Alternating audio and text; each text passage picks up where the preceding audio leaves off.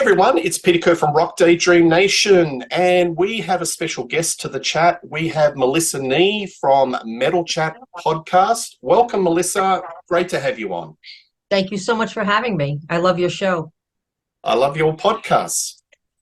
Welcome.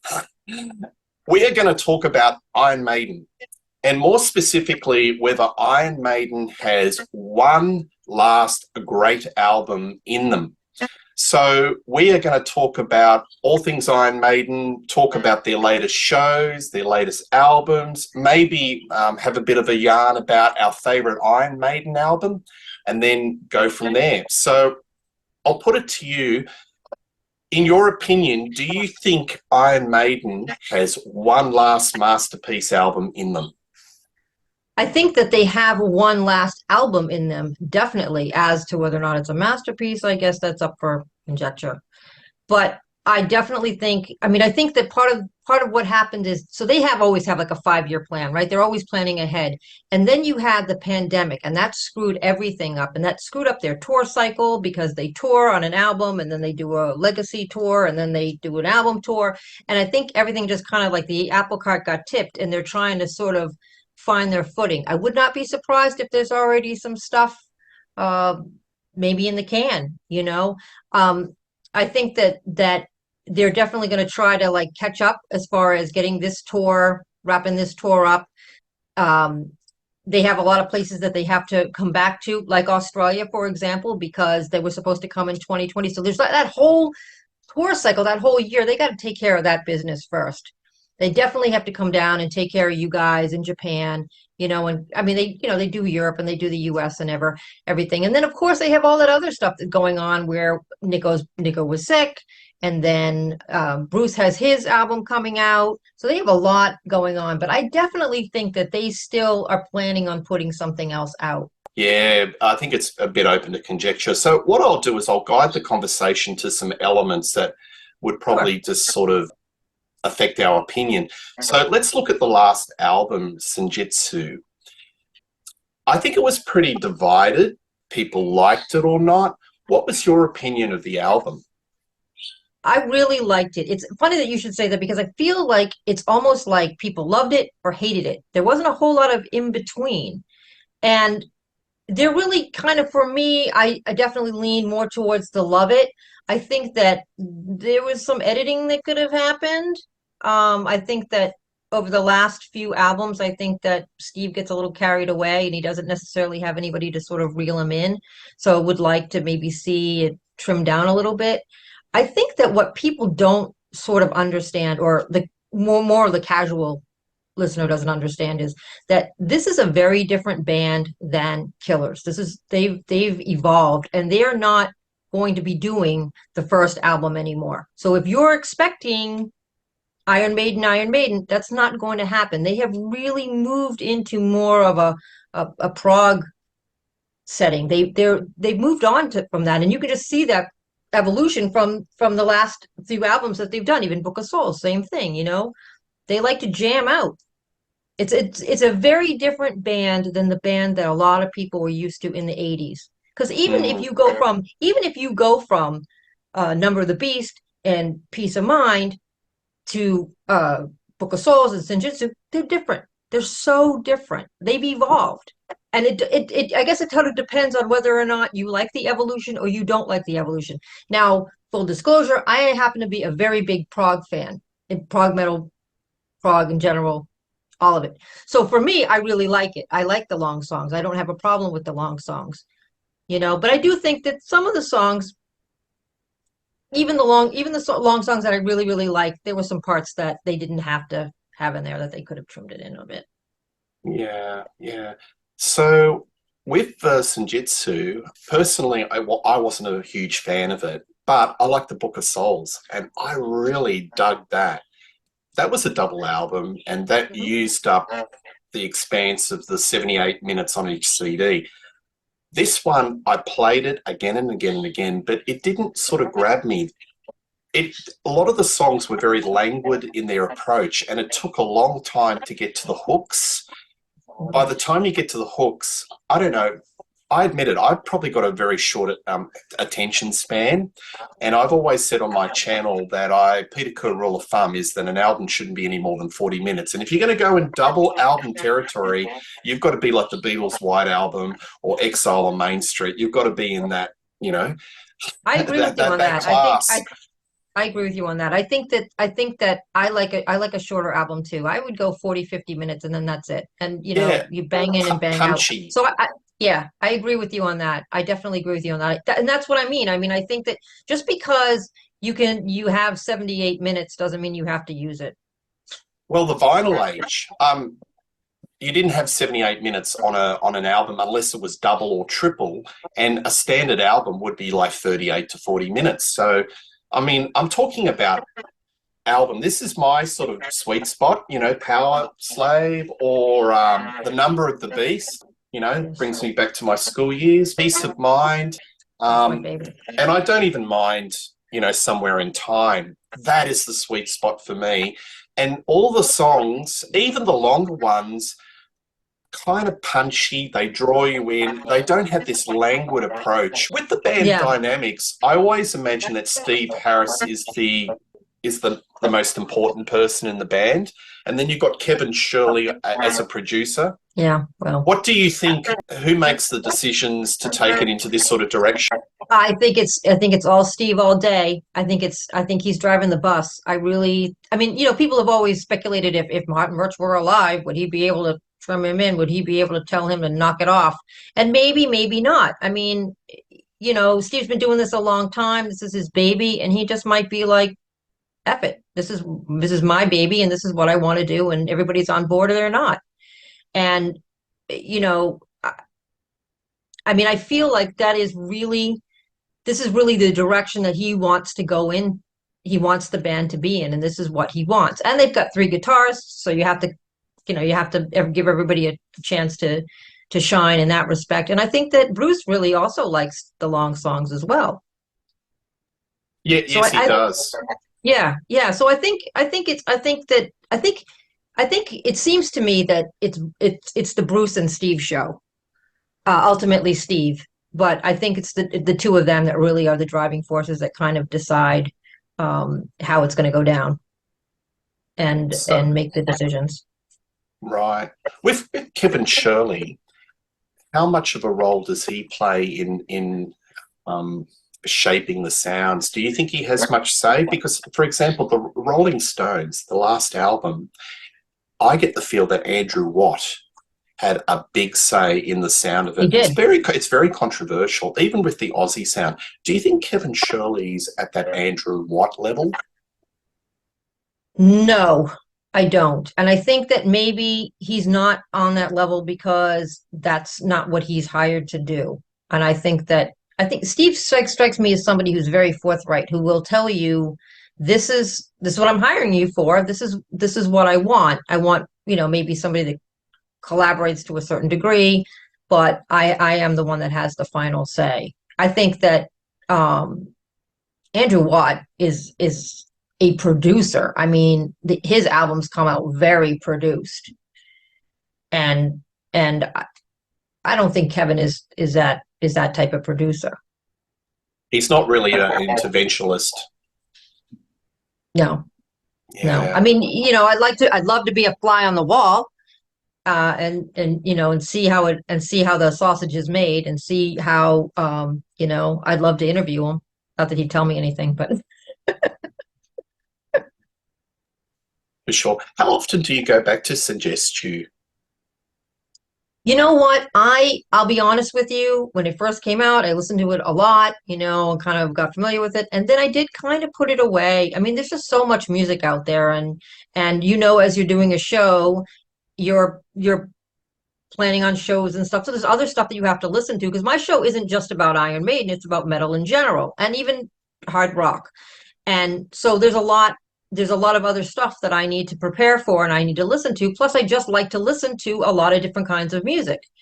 And so I would say that I kind of left it alone. And then when I went to see the tour, because I went to Europe this past year to see the tour, I revisited it a lot I try to sort of catch up on the set list, if you will. I mean, not the somewhere in time stuff because I know that like the back of my hand, but more the other stuff. I mean, I didn't really know all the words to Hell on Earth, you know. And truth be told, I'm not a massive fan of the song "Death of the Celts," although it was really good live. But um, yeah, I had to actually revisit it because it isn't like other albums that I know front and back. And I would say Okay. that it's probably not something I reach for. If you said to me, "Hey, put on some Maiden," it might not be the first thing I pick. Well, that was my next question. Imagine it's a Friday night, the record collection. That's Melissa's record collection. You've got a glass of red wine. And I feel like listening to some Maiden. What would you gravitate to first? It depends. It kind of depends. Sometimes it has to do with, it's sort of funny. It's like anniversaries of albums or things like that, or things that were in the news or something. Like I hadn't oddly enough, I had really not listened to Somewhere in Time in a long time until this tour was announced, and then I went back and I was like, why haven't I listened to this more? Um, I tend to go more for like Peace of Mind because that's my favorite. A Power Slave, um, the Book of Souls. I did the same thing with Book of Souls. I kind of like have to revisit it, and it's funny because they just had this thing on Twitter or X or whatever you're calling it these days. That is the live chapter just came. Was it just the anniversary of the live chapter release? And I was like, I haven't listened to that in a really long time. So I might listen to it tomorrow because I haven't listened to it in a really long time. There's just so much stuff. What do you pick? Oh, It's look, Friday night. What are you listening to? those four that I just put up, it would be, Yeah. this or this, definitely this, side one, best 1-2 punch in heavy metal Yeah, history. absolutely. I Absolutely. I just can't go past that. But this is the problem that classic rock or heavy metal faces. And, I was just saying this on the Rolling Stones with Hackney Diamonds. Everyone's saying, oh, it's the best albums and Some Girls Will Tattoo You. And I'm saying, okay, will you be still listening to this album in a year's time? Or will you be going to Exile on Main Street and Sticky Fingers? And people Yeah, are you'll be going, doing that. maybe, maybe not. So, I mean, I how didn't. often do you go to the final frontier? Do you know what's funny about that? You mentioned that because I just listened to that the other night because I was listening to a podcast and it came up, and I was like, oh, let me check that out. And so it's so funny you should say that because literally like 3 nights ago. But like I don't really listen to like, and I don't dislike the albums with Blaze. I really just don't reach for them, unless I have a kind of a reason, which is sad because that tells you that it's obviously not, we all have, these massive record collections and CD collections, and yet we do kind of, unfortunately, we're all creatures of habit, and we kind of go back to, the 10 essentials for us, the 10 albums that we just keep, we never grow tired of, and we never not want to listen to.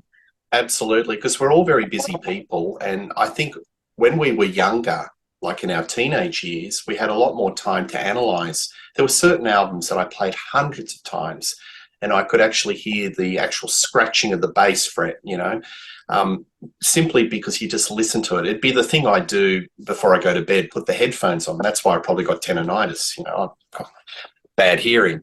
But now, music you listen in the car going to work, you listen, it's all sort of, we haven't got enough time to listen to it, and And sometimes we just love the old comfortable stuff. the comfort. I listened to Hackney Diamonds because I was like, yeah, let me check it out, whatever. And I mean, it's fine. I don't know that I'm going to go out and buy it. I'll be honest with you. I'm kind of now thinking, about being a little bit more selective about what I buy because you can listen to stuff. You can just listen to stuff on Spotify or Apple Music or whatever. And I thought it was good. I mean, I don't know that it wasn't Exile on Main Street for me, but I mean, it was good. It was, well produced. I Yeah, mean, well, what that's would a it whole sound like different live? show where the production sort of Yeah. turns it a bit poppy. But anyway, that's a whole different show. So I guess all my questions are, the evidence is that with the last three albums, the songs are longer, they're taking up all the space of the disc, which is 78 minutes. So you would say that the next album would be in that direction. But, Yes. you know, for a masterpiece, I think, you know, all the critics, the audience gravitate to that 80s stuff where it's a little bit more punchier. So do you think that they will ever, do they have it in them to go back to the old sound? Because a lot of bands like Judas Priest seem to be going back to that classic era of Priest. A lot of classic era bands are putting later albums out that hark back to the classic sound. Do you think that's something that Iron Maiden would go back, or is Steve Harris very focused that this is where we're going? I don't think he wants to. Can he? Yeah. Does he want to? I don't know that he wants to. And that's, neither here nor there. I mean, it's his band and his prerogative, and he's going to put it out and you're going to decide if you like it or not. But I feel like he doesn't, I don't think he really does. I mean, he's never doing the first two albums again. That ship has sailed. That's just not where his head is at right now. You And know what I mean? don't mention punk, because a lot of us punk fans listen to those albums and go, "Oh, it's a little bit punky." It is a little punk. I think that was kind of whether he likes it or not. accidental. It was kind of accidentally sort of flirted with that sort of sound. Yeah, well, and not only that, but he had Paul Di'Anno, and Paul Di'Anno was more of a punk guy than he was a metal guy. And so he brought that whole punk sensibility in his voice and in his delivery. So it came off punky. I mean, if you listen to I was just on another podcast talking about Prowler, and if you listen to that song, I mean, it's got like a punky edge to it, but part of the punky edge comes from Paul's delivery. Yes. As that feel. Yes. And we were also talking about the fact that, the songwriting it's always going to be, he's much more cerebral now. And, Bruce is cerebral. I mean, they're not going to be writing about, hiding in the bushes anymore, for good or bad, depending on how you look at it. Yeah. They're going to be talking about history, which I love history, and they're going to be, Bruce tends to get philosophical and metaphysical and all of that. So, I mean, that's where they are now. And I mean, is it a bad thing? I mean, it sort of depends. I mean, you got to remember, these people are in their 60s and almost 70s, and Nico is in his 70s. I mean, yeah. Well, that's interesting. You want them to be part of. You want them to. We were talking about Tommy Lee earlier. I mean, you have to kind of at some point realize, your age and you still can be young at heart and all that kind of stuff, but you still, you don't want to look foolish. Yeah, I understand. But there's a lot of bands out there that are of their age, and they do rock out. But I guess the reference I'm making to is, I mean, the big competition for Iron Maiden has always been Judas Priest. That's been my point of reference. And as I said, the last couple of albums have been very much, okay, let's go back to the classic sound of Priest. I'm talking about that early to mid 80s sound, and that's what Firepower was all about. And the early indications of the new album with the two songs that have come out, it's going in that similar wheelhouse. So just one thing I want to talk about is Nico McBain's had some health issues. And a lot of commentators, social commentators, and people that actually went to the concert did notice his drumming had kind of changed, not necessarily for the better. You've seen him a few times. Was that something that you sort of observed, that he was? By the time we saw him, I saw him the first time that I saw him in this tour cycle was in Dublin, and he had definitely righted the ship. I mean, you could definitely, if you look at the footage from Ljubljana, he definitely had issues. I mean, he's drumming differently. I mean, it's sort of slower. I mean, he's definitely drumming slower. He's definitely slowing down, and of course nobody knew what was going on. I mean, when we saw him, and we had no idea that he had this stroke, because they hadn't said anything to anybody, but it's interesting because when I saw them at Edmonton in Canada, and now people are paying more attention to the fact, because now everybody knows the backstory. And I mean, his drumming is different. It's not what it used to be, but that's okay. I mean, he didn't screw up, and he still kept the beat.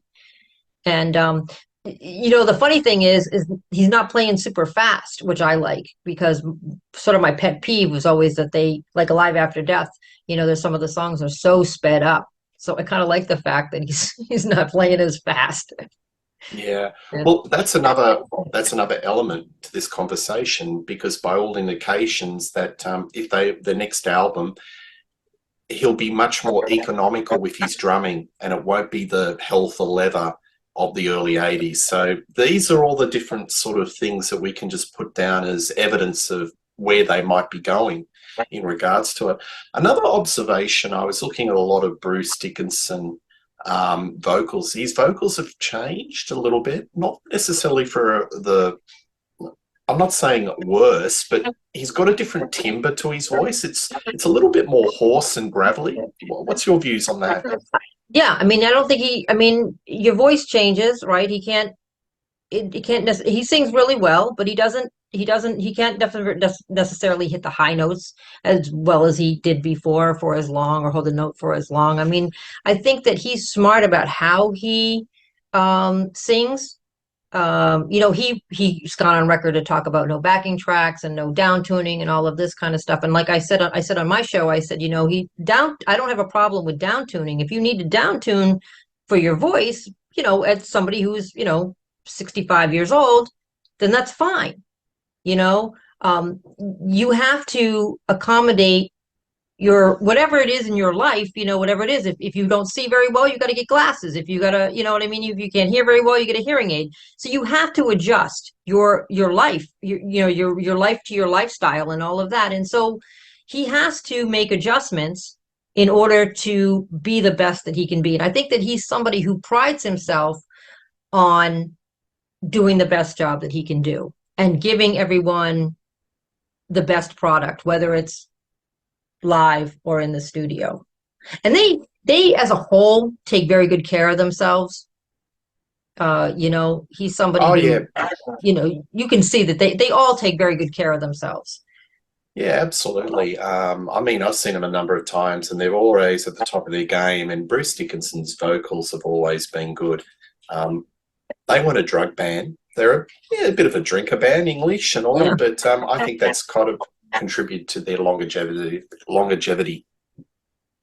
I think it absolutely does. I mean, look, Steve's still playing, out there playing football, and I saw him with British Lion, and I was right up close to him, and I mean, he amazes me how he jumps up and down like a pogo stick. I can't do that. I'm a lot younger than him, and I can't jump up and down like that. I mean, he is definitely in really good shape.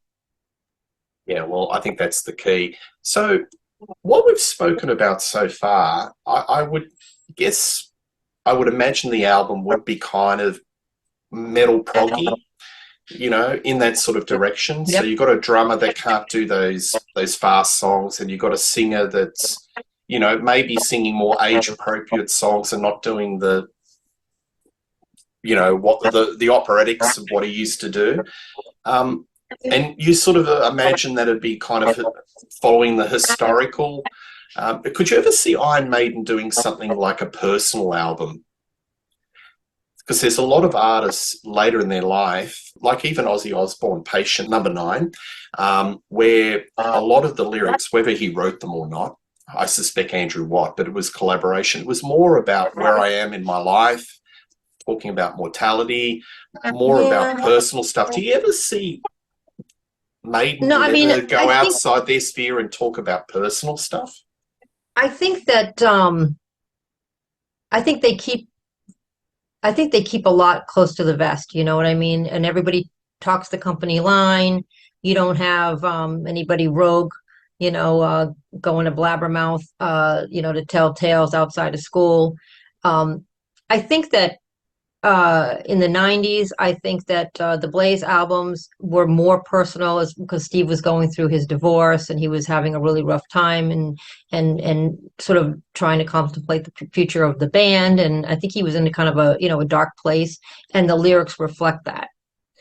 I think some of the lyrics, if you listen to some of the lyrics, you can get the idea that, that Bruce had the cancer and that he thought about, his mortality and reincarnation and sort of mystical things Book of and Souls. That was Book of probably Souls. absolutely, Yeah, I yeah. think that's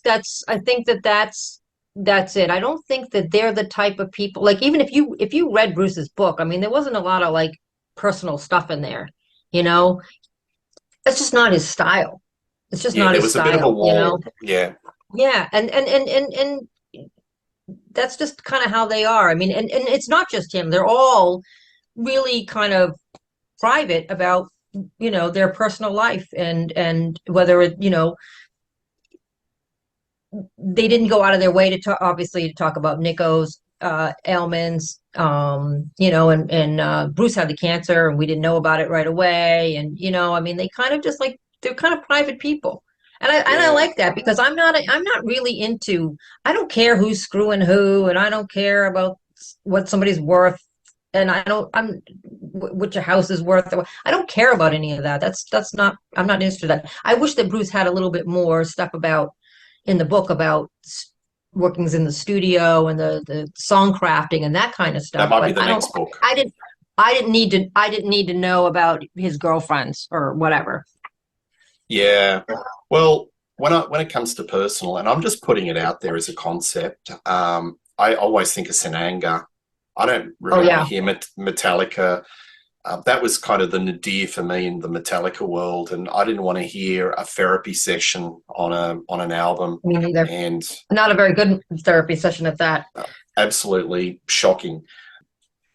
But that's probably not where Iron Maiden will go. But I've got to put it out there because there are a lot of Yeah. artists. You look at them, and because they're in their 70s or they're getting on, and they go into that sort of, where am I at? Let's instead of doing what we did before, Retrospective. they look at more personal lyrics. But I think I'm with you. I think Iron Maiden will stick to the sort of telling historical stories, maybe a little bit of social commentary because there's a lot of stuff happening in the world. Yeah, There might be yeah. a 2 minutes to midnight or something that may have a little bit of bite into it. Do you think, could you see him doing something like a Power Slave, which is kind of a retro album? I would love for them to do that. I would love for that. But I think that they kind of, because they do that touring cycle where they put out an album and then they tour it and then they do a retro tour. I think they kind of feel like we cover the retro. People get to see the retro, people can hear the retro. But We the don't have to crowds love it. necessarily, I But the know, but fans like love it, don't they they? do. I mean, they do. They do. I mean, Yeah. the legacy of the Beast tour, was amazing, and in the future past, it kind of combines the two. And but yeah, I think that they kind of feel like, yeah, we don't pretend like it didn't happen. We celebrate it. We don't shy away from it. I mean, there's some stuff they shy away from, but they, for the most part, they do. I mean, Bruce has done, the really early stuff. He's done some Blaze stuff.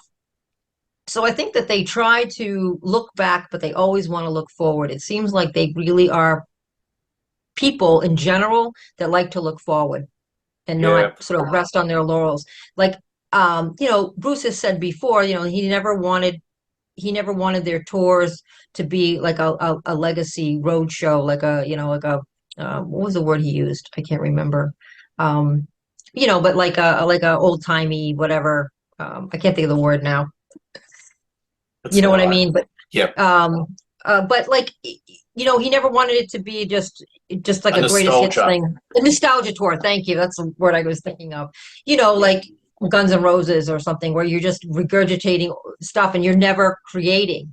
And I Yep. love that new bands, old bands will create new stuff. I don't necessarily have to love it. I don't love Hackney Diamonds, but I love the fact that the guys are still out there being creative because listen, they don't have to. Mm. Because if Motley Crue has showed us anything, it's that you don't sort of have to. You can just go out and regurgitate, 40 years ago over and over again, and people will pay for it. So the Iron Maiden set list, I've had a look at it. So it's a bit of a blend between SJJitsu and Somewhere some in of time. some of their other stuff.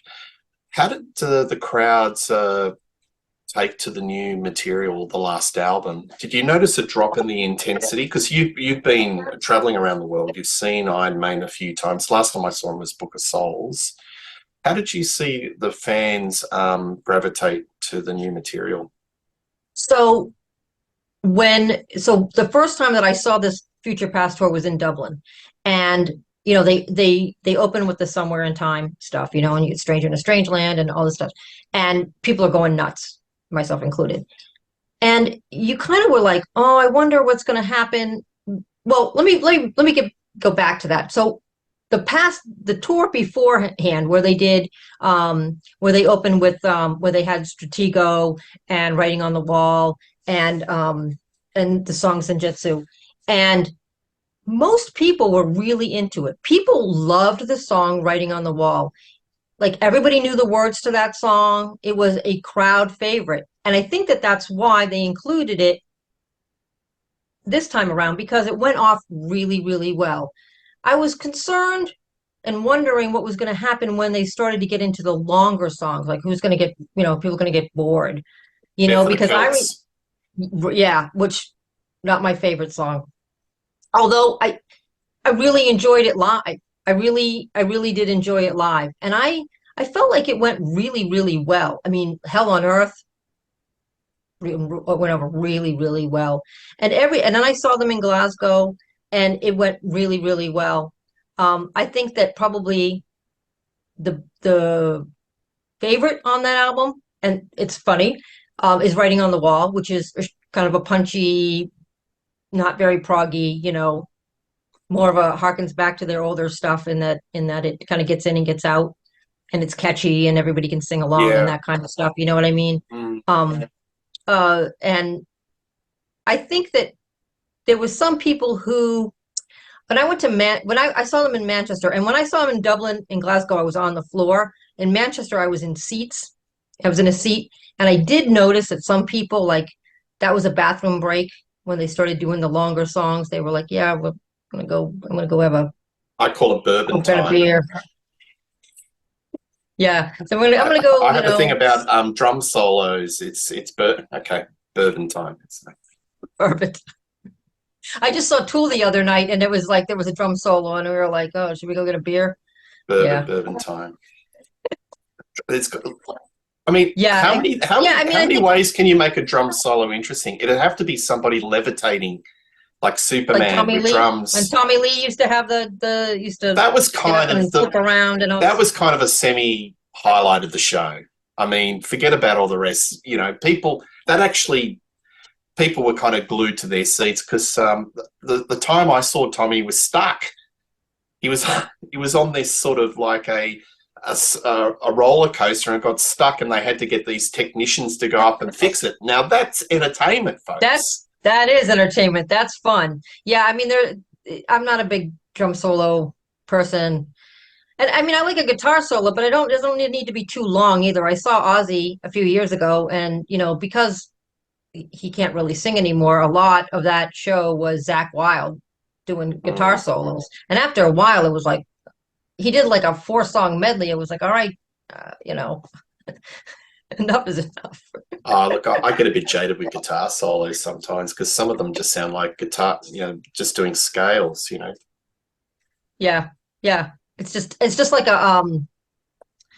it's just really a time, it's a time suck. It's like it is.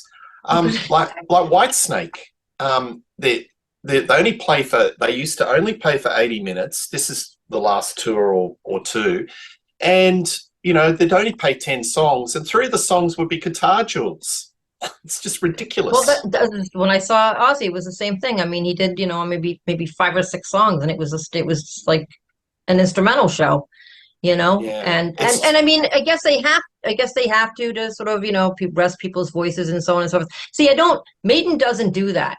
I mean, there's nothing like gratuitous about what they do. That's why they're all everything fits. There's no, I mean, you see, somebody gets up and like Adrian will do his guitar solo and he'll be spotlighted, and Yannick will be spotlighted, and Dave will be spotlighted, but there's not like, it's not, you never feel like it's like somebody had to pee, or so they have to like entertain us for 3 minutes, or somebody has to get the oxygen or get a Mm. drink or whatever. You know what I mean? It's like, I mean, they do plan it out so that, there is obviously time for um for Bruce to leave the stage and get some water and, do Yeah. whatever he has to do. But it's really it doesn't, I guess, because it's choreographed, it's choreographed well, and that you don't ever feel like they're just wasting time. Yeah. That everything is planned, and everything's planned for a reason. Well, And the there's a lot guitar of solos fit. absolutely. I've never been bored at an Iron Maiden show. I think there's always a lot happening, even visually. Well, They've yeah, got the best. They've got the best backdrops in out of any band I've ever seen. They're just gorgeous to and look at. that's and that's the thing about, even when they have the long songs, there's stuff to see. So Yeah. it's a total multi-sensory thing that you've got going on, whether it's them playing or singing or the lights and the lasers and the backdrop and the eddy or the singing along. There's always something sort of to keep you interested. It So, doesn't make you folks, bored. stock up your beers before you go to the show. So when you got the tray, you put your 4 beers, and then you put it under your seat, and that'll keep you going through the whole show because you're not going to have any bourbon or beer time. No, there's So no. that's the cue. Go to the beer stand before the show. I actually stopped drinking beer pretty early on at a Maiden show, because I will never go to the bathroom in the middle of and people go, well, you can go during Fear of the Dark, and yeah, we've heard Fear of the Dark a million times, but you know what? I don't want to miss it. You lose I don't your want place. I Well, yeah, that too, because I'm on the floor, but like I don't know, I'm here there for the whole show, so Mm, I try really hard not to do bathroom breaks and stuff like that. Although, I mean, sometimes you have to, you don't have a choice, but like I try to be smart about drinking. When I was in Manchester, I was drinking wine, because wine doesn't make me go to the bathroom as much as beer. oh dear. Could be a whole new show about this. Concert etiquette and concert beverages. I tell you what, I went to the O2, and I saw Rainbow, and I asked for a Budweiser, and man, it was the flattest beer I've ever had in my life, and it tasted off, and I had to go back and say, come on, it's like they hadn't cleaned the beer pipes. It was Oh, terrible. yeah. Oh, Yeah. Yeah. And the beers are I, expensive too. I mean, like $20 Australian dollars. It was ridiculous. yeah. Anyway, off track. So looking at the song set, I got the song set for the last gig, and Writing on the Wall was number 3. So they've got a lot of confidence in the material that they want to put this right up in the, They know, and like I said, it's something that I think will be in the set. It's kind of like a Fear of the Dark. Everybody hmm, knew that song, knew and even last tour, when they debuted the song live, because it was the single release, and they had the video, and there was all that hype and all that stuff. Everybody was familiar with it, and everybody loved it. And hmm, and again, you go back to the whole visuals and the whole, everybody just, and then, Adrian, anything that's, highlights Adrian, everybody's all into. yeah. And yeah, I mean, it's just a great song, great catchy song to sing along, and great guitar work. And yeah, it's a great song. Do you think they listen to their fans? So this is all the elements of whether they've got a masterpiece in them, because I think a lot of bands listen to their fans. For example, Nostradamus. Everyone thought that album sucked by Judas Priest. So the next album was Please Forgive Me. I did a show on this channel called I the Please was just Forgive gonna Me say, album. I just saw that show. Yeah. Do you think Maiden listen to their fans? So everything they didn't like about the last album, that they will go, okay, lads, we've got to do this and that. And Yes and no. Yes and no. I mean, they listen to the fans in the sense that everybody had been not complaining, but had been wanting to hear Alexander the Great live for how long? Everybody was like, Alexander the Great, Alexander, and finally they produced it. I'm looking forward to that. So, and it was amazing. And everybody was like, just went nuts. And so I think they listen to the fans to a certain degree, but I think that they're just really on their own path. And I don't think that they've ever had a Please Forgive Me album. I don't think that even when they had this sort of dip in quality in the 90s, I don't think that Brave New World was a Forgive Me album. I think it was a comeback to form album, but I don't think it was a Forgive Me album. I mean, I will say that, I mean, they don't pull out a lot of stuff from that era. I mean, Son of the Cross and Klansman is basically it. So Yeah. it's all you're gonna hear from them. And those are probably the two best songs of those two albums combined. But I don't Steve doesn't strike me as a type of guy that's sorry for anything. Yeah. No, I agree. I don't think they've got one Please Forgive Me album in their catalogue. So do they go for a change of producer? I Keep would it love fresh. them. I would love them to do that, but I don't think they will, because again, I think that Kevin knows his place. I think maybe if Martin Birch were still alive, maybe they'd coax him out of retirement. I don't see them working with somebody like Andy Sneap or Andrew Watt, because there is a lot of production. I mean, Andy's, I don't think that like somebody like Andy Sneap would be a good fit for them. I really How would an don't. Andrew Watt go? I think better than Andrew. What would he do? Well, he wouldn't have to do a lot of stuff that he has to do with other people, right? He wouldn't have to write. He wouldn't have to write any lyrics. I don't know. That's such an interesting thing to think about. I mean, I think it would have to be somebody who doesn't have an ego, and somebody who comes in there and somebody who knows their place and sort of knows what the band wants and where the band's head is at that particular time. I think that if somebody comes in there and tries to push something on them, there's gonna be a problem. Because I don't think that's not gonna fly. This is not gonna fly with Steve or Bruce for that matter. I don't think either one of them are gonna tolerate that. I was thinking I would like Roy Z. I think Roy Z would do a good job. And in what way? What would he do? I think that he's a guitar player, so I think that he brings that that sensibility of and I think that he might be somebody that understands the quality of a guitar solo and about not dragging it out. And I think he might be somebody that is not really about dragging stuff out, that he's going to be maybe might trim it in a little bit, might say, I think maybe you don't need this piece. I mean, I don't know, because you don't know people personally, so you don't really know their dynamic, but I think I would like to see him maybe do some production. Yeah. I can't think of anybody else really. Yeah. I mean, because like I said, I'm trying to still get over the Andrew Watt concept. I think that it'd be experimental. It'd be like, I didn't mind the sound of Patient Number 9 because it sounded it kind of had a modern, futuristic retro. It was like a combination of a lot of different elements. And it had a very specific drum sound to it. I don't know.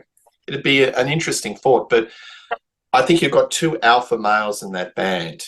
You've got Dicko, you've got, Steve Harris.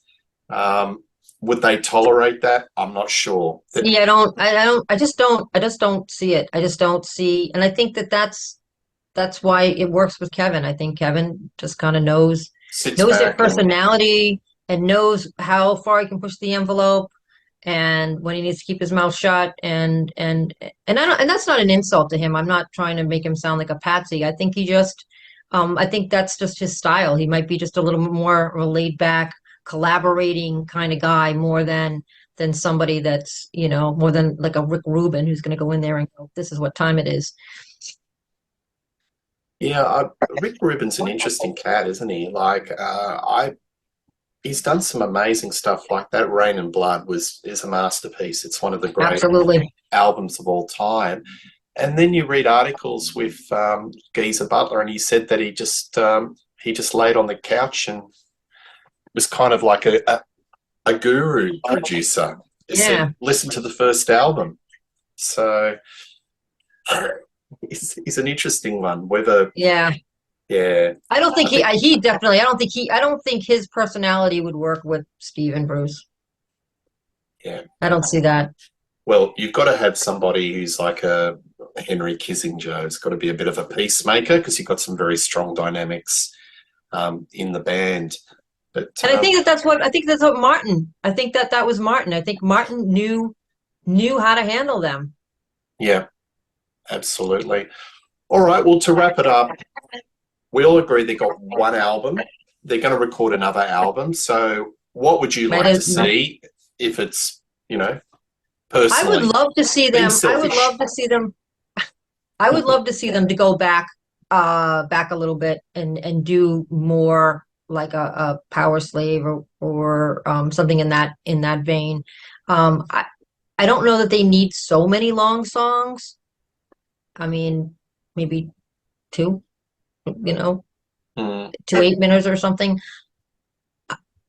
I would like to see them, if they have this song, to really listen to it and see if there's anything that they can cut out. Do they absolutely need this? You know what I mean? To trim it down, to make it as lean as possible without losing anything. I don't want them to like cut something out, just to shorten the song. You know what I mean? Because like prog, there's stuff that's there for a reason. I would like to see them do, I think they do songs that are catchy, that have great choruses, that draw people in. And because they're a live band, I mean, they always have to think about, I think you always have to think about, how is this going to translate live? Yeah. And I think that was where I was concerned, whereas when I saw the list, I was like, how is some of this stuff going to translate live?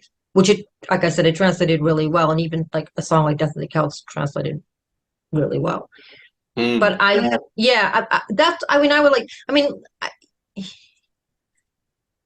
I think that the subject matter is going to be, like we said, it's going to be more cerebral. It's going to be historical. It's going to be thought-provoking. It's not going to be, teenage nonsense or anything like that. It's not going to be. It's going to be something more, more meaty, more cerebral.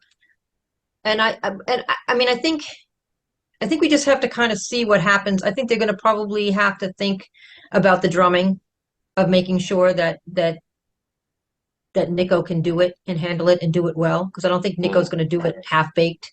I don't think that's his style. Yeah. So I think that they're going to have to think about that. And then they do have to think about Bruce's vocals. What actually is your range now?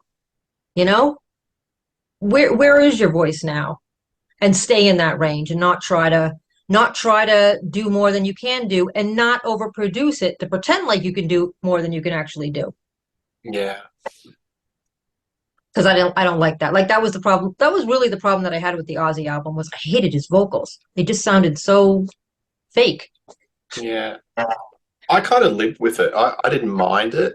I don't know, maybe I'm being a little bit contrarian, but I didn't mind the album at all. I understand there was some auto-tune, and I was fine with it because it sort of matched with the material. It was going for a very sort of early 70s feel. But your album, I'd buy that. I like it. Me personally, with Iron Maiden, I'd like a punchy 40 minutes, retro, new wave of British heavy metal album. But contemporary in the sense of social observation, historical, everything that's happening in the world, because, I like their lyrics. I really think they're a cut above the average heavy metal band, and there's a lot of thought process in regards to it. So I'd like mine to be a little bit retro but contemporary at the same time, but keep it punchy. One CD, one album. And if it was something like this, I'd be really Well, how about the latest Saxon album? That's basically the Iron Maiden album that you're talking about. love that. Because I think that they did a really good job of kind of doing a modern new wave of British heavy metal album Yeah. in that album. Yeah. Takes it to a T. Melissa, thank you very much for being on the show. Finally, we Thank got you for having me. and it was really fun having a bit of a chat. Who knows? As long as they get out more output, that's all I care about. And we're just going to Absolutely. be thankful that these bands are still treading the boards and putting out a great show. And Melissa's coming down under next year, so hopefully we can Yeah, catch we'll up have a and beer. We'll have a share $20 beer. They're a bit cheaper over here. Full strength beer at the Australia shows, and I'm really looking forward to seeing Iron Maiden because, we were supposed to see them a couple of years ago, but COVID hit, and they're coming back, and that's great. So I was supposed to be there in 2020. I had Yeah. tickets for those shows, and I was going to Auckland, Melbourne, and Sydney, and then, here we go. Anyway, 2024, here we come. So That's it. you can hear Melissa on the Metal Chat podcast. Please look it up. Melissa's on plenty of other shows. Just type in Melissa Nee and you'll see all these wonderful shows with wonderful collaborations. Please like and subscribe to Rock Daydream Nation. Plenty of content, plenty of great shows coming up. And thank you again, Melissa. And I'm sure we'll see you soon on the channel. Cheers. Absolutely. Cheers.